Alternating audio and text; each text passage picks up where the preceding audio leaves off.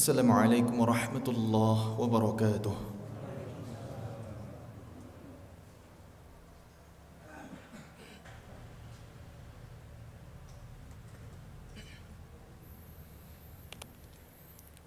Alhamdulillahi rabbil alamin. Alhamdulillahilladzi khalaqal mauta wal hayata liyabluwakum ayyukum ahsanu amala. Ashhadu an la ilaha illallah wahdahu la syarika lah wa ashhadu anna Muhammadan abduhu wa rasuluhu la nabiyya ba'dah.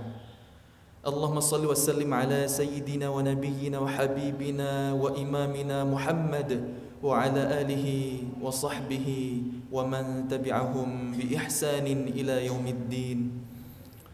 Ayyuhal hadirun, ittaqullaha haqqa tuqatih ولا تموتن إلا وأنتم مسلمون وتزودوا فإن خير الزاد التقوى ومن يتق الله يجعل له مخرجا ويرزقه من حيث لا يحتسب. فقال الله تعالى في القرآن الكريم وهو أصدق القائلين: أعوذ بالله من الشيطان الرجيم ولنبلونكم بشيء من الخوف والجوع ونقص من الأموال والأنفس والثمرات وبشر الصابرين الذين إذا أصابتهم مصيبة قالوا إنا لله وإنا إليه راجعون. Mari kita bersyukur kepada Allah Subhanahu wa taala atas nikmat iman, nikmat Islam, nikmat kesehatan, nikmat kesempatan, nikmat hidup yang masih Allah berikan kepada kita, nikmat hidayah yang dengan bimbingan Allah telah menggerakkan langkah kaki kita hingga kita bisa berkumpul di rumahnya yang mulia untuk menunaikan kewajiban kita di hari Jumat. Ada yang sehat tapi tidak sampai langkahnya ke masjid. Ada yang ingin ke masjid tapi terbaring di rumah sakit. Makanya mari kita memperbanyak syukur kepada Allah Subhanahu wa taala karena kita diizinkan untuk beribadah, untuk beramal soleh kepadanya. Alhamdulillahilladzi bi ni'matihi tatimmus shalihat. Segala puji bagi Allah, dengan nikmatnya menjadi sempurna segala kebaikan. Kemudian mari kita mengirimkan salawat kepada seorang manusia mulia, insan pilihan, panutan kita, idola kita, Nabi Muhammad sallallahu alaihi wasallam. Allahumma salli wa sallim ala sayyidina Muhammadin wa ala alihi wa sahbihi ajma'in. Mudah-mudahan dengan kita mengirim salawat kepada Nabi, Allah angkat derajat kita di hari kiamat. Allah mudahkan kita untuk mempelajari sirah kehidupannya. Allah ringankan lisan kita untuk terus mengirimkan salawat kepadanya secara istiqamah. Allah mudahkan jiwa raga kita untuk meneladani sunnah-sunnahnya. Dan yang kita harapkan adalah kelak di akhirat Allah memilih kita di antara umat Nabi yang mendapatkan syafaat. Amin ya rabbal alamin. Jamaah salat Jumat Masjid Al-Muslim Cigadung yang dirahmati Allah Subhanahu wa taala. Imam Al-Qurtubi dalam tafsirnya, dalam kitabnya menyampaikan ada sebuah kisah yang diriwayatkan oleh Ibnu Sabih, salah seorang tabi'in yang hidup sezaman dengan Imam Hasan Al-Basri rahimahullahu ta'ala. Generasi tabi'in adalah generasi setelah sahabat Nabi.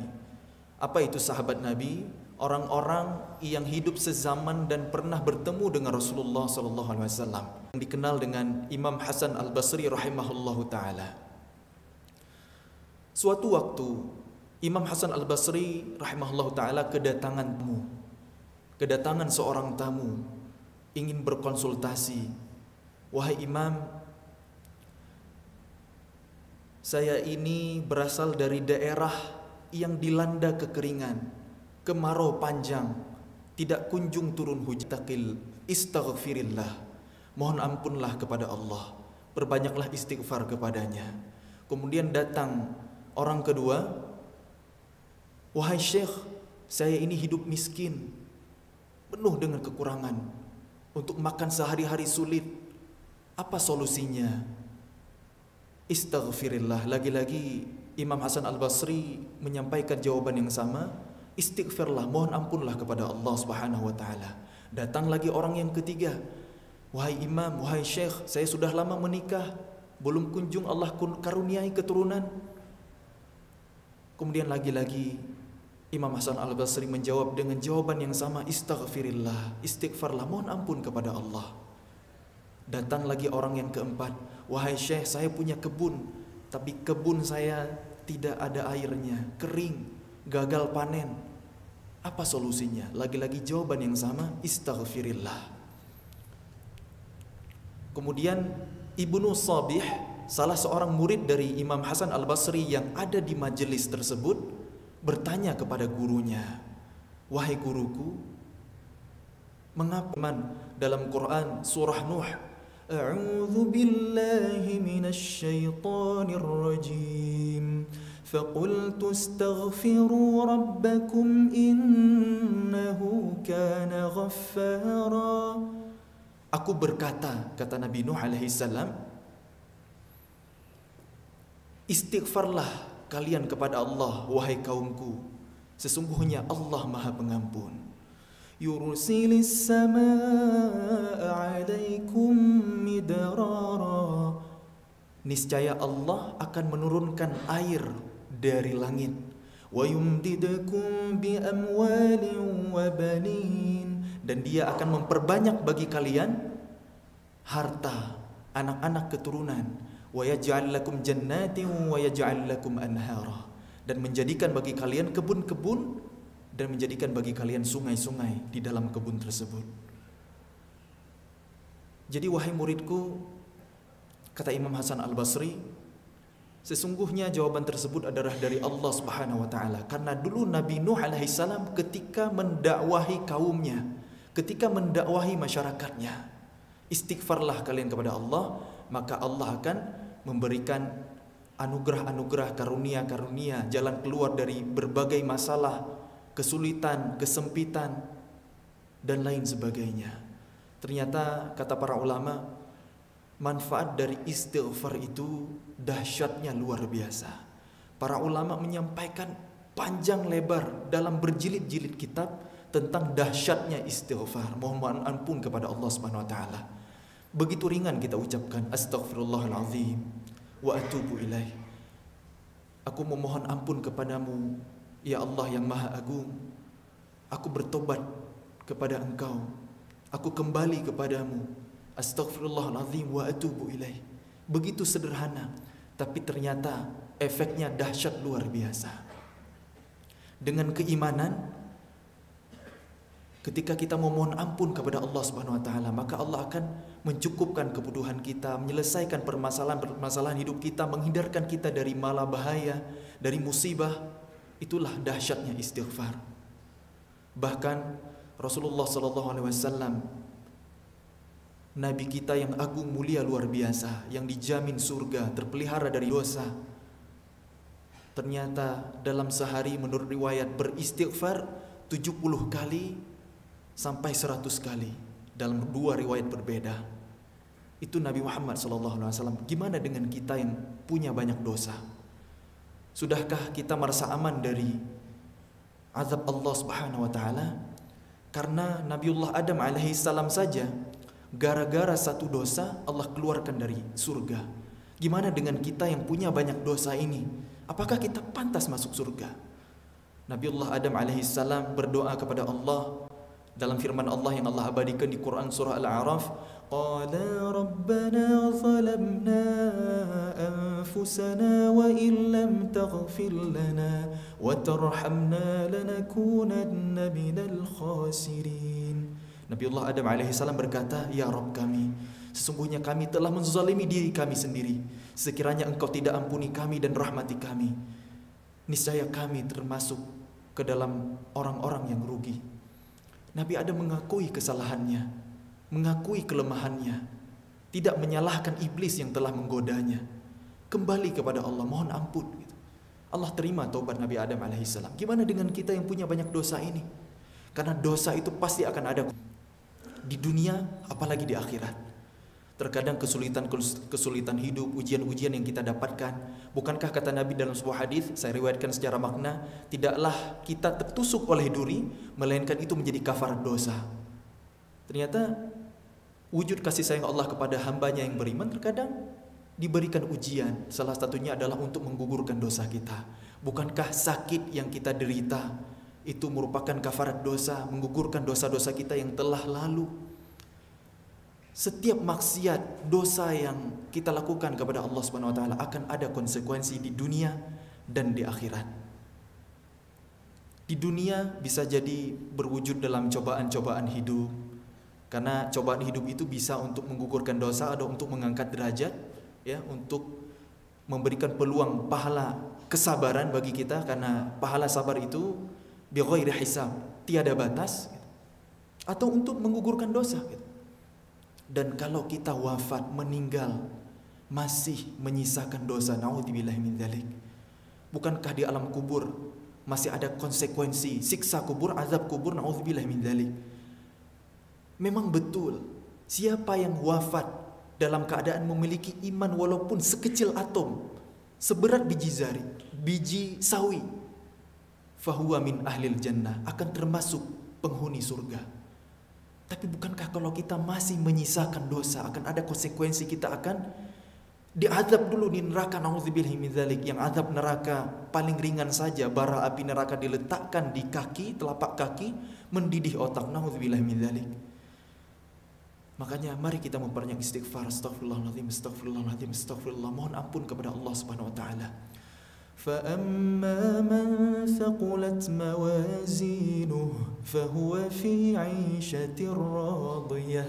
Siapa yang timbangan amal kebaikannya lebih berat daripada timbangan keburukannya, baginya tempat kembali, tempat yang diridhai Allah Subhanahu wa taala.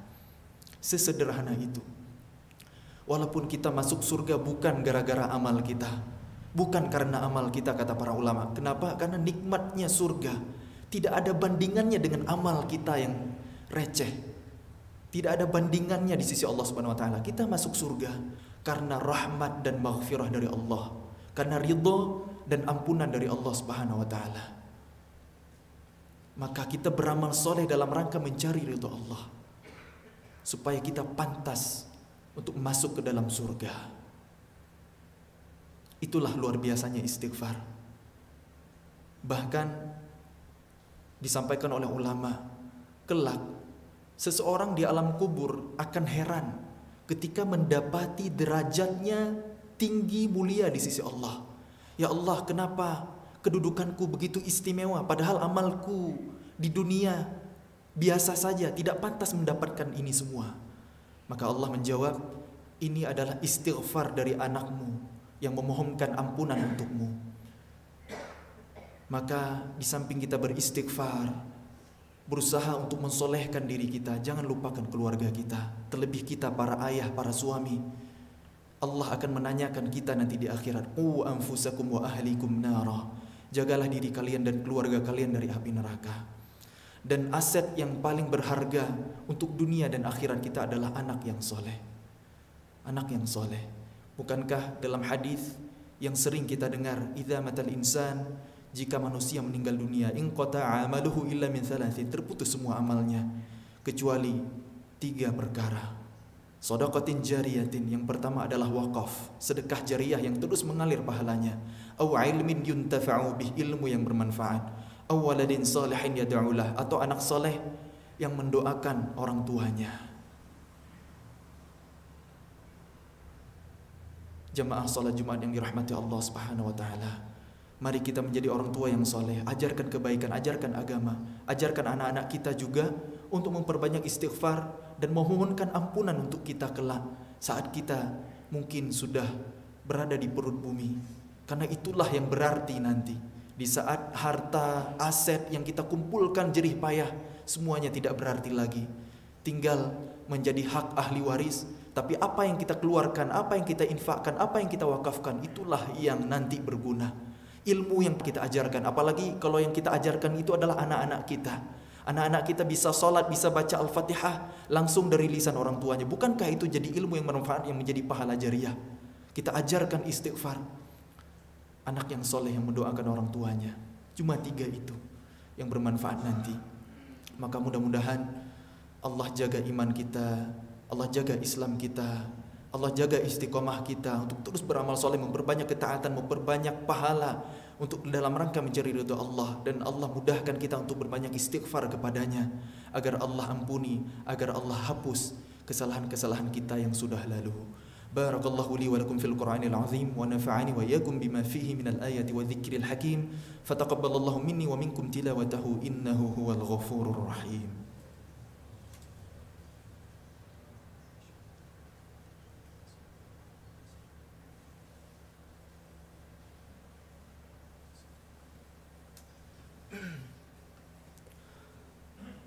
الحمد لله رب العالمين والعاقبة للمتقين ولا عدوان إلا على الظالمين والصلاة والسلام على أشرف الأنبياء والمرسلين وعلى آله وصحبه أجمعين. أيها الحاضرون اتقوا الله حق تقاته ولا تموتن إلا وأنتم مسلمون. أعوذ بالله من الشيطان الرجيم. بسم الله الرحمن الرحيم.